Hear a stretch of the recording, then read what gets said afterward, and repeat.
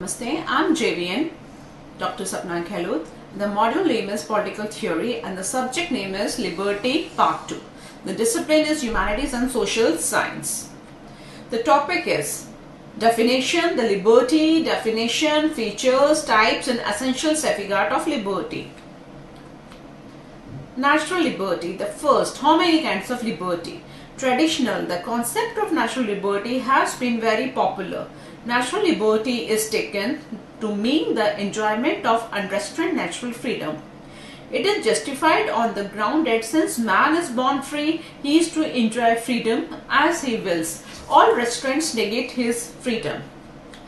The social contractualist Hobbes Locke Rousseau championed the cause of natural liberty. Rousseau becomes famous of his words, "Man is born free, but isn't chained everywhere." It is popularly believed that man has inherited the right to liberty from nature. Natural reason is the basis of liberty. However, the concept of natural liberty is now considered to be an imaginary one. There can be no real freedom in a state of nature or a jungle society.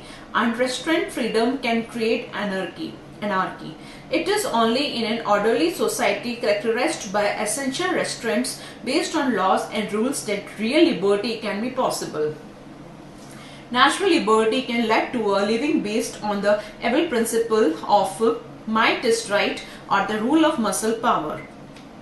The second is the civil liberty. The liberty which each individual enjoys as a member of the society is called civil liberty. It is equally available to all the individuals. All enjoy equal freedom and right in society. Civil liberty is not unrestrained liberty. It is enjoyed only under some restrictions, law and rules imposed by the state and society.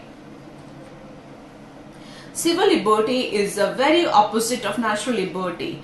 Whereas natural liberty denounces the presence of restraints of any kind, civil liberty accepts the presence of some rational restraints imposed by the state and society. Further, civil liberty has two features. State guarantees of civil liberty. Civil liberty means liberty under law. Law creates the condition necessary for the enjoyment of liberty. However, it refrains from creating obstacles in the way of enjoyment of liberty by the people.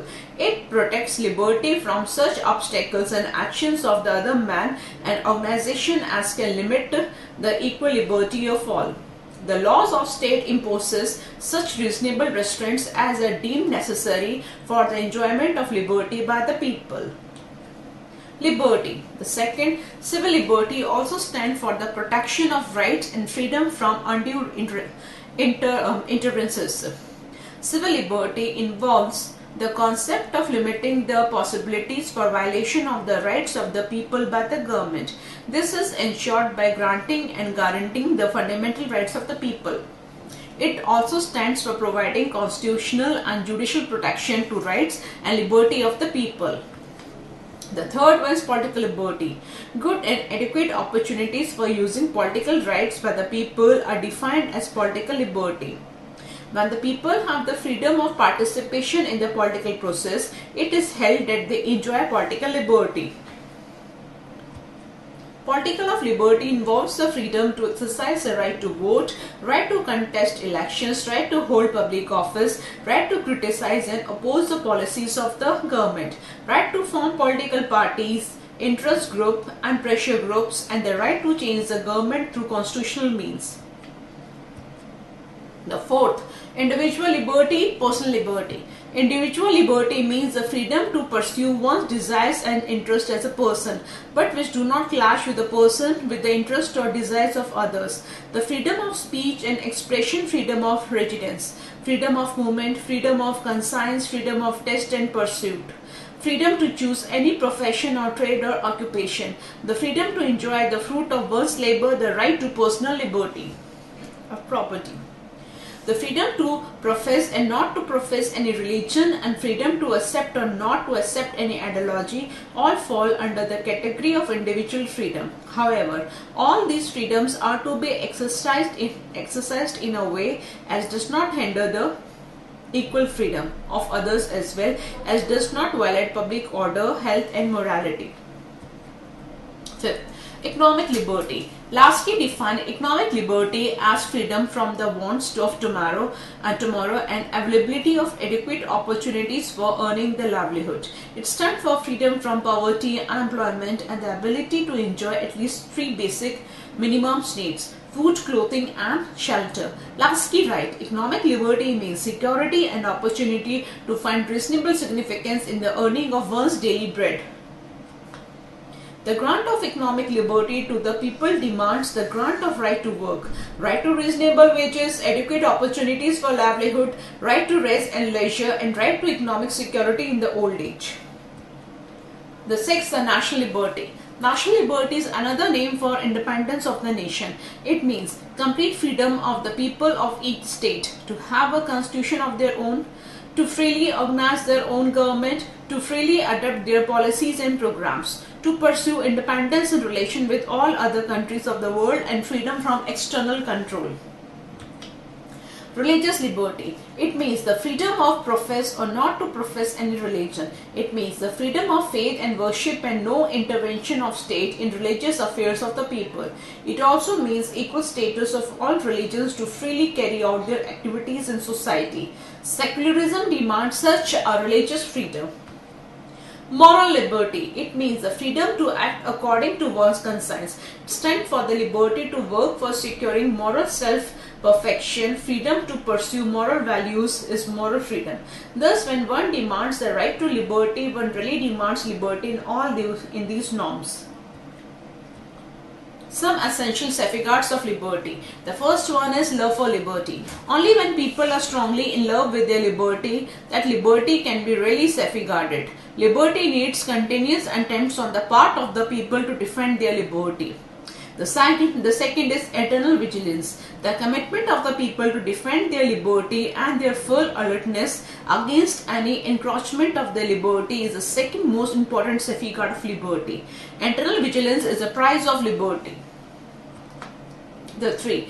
Grounds of equal rights to all. For safeguarding liberty, it is essential that there should be no class of privilege process in society. Liberty can exist only when equal rights are granted and guaranteed to all the people without any discrimination. Grant of special privileges and right to any class is always against the spirit of liberty. However, grant of some special privileges to the deprived section of society, protective discrimination is deemed just and essential.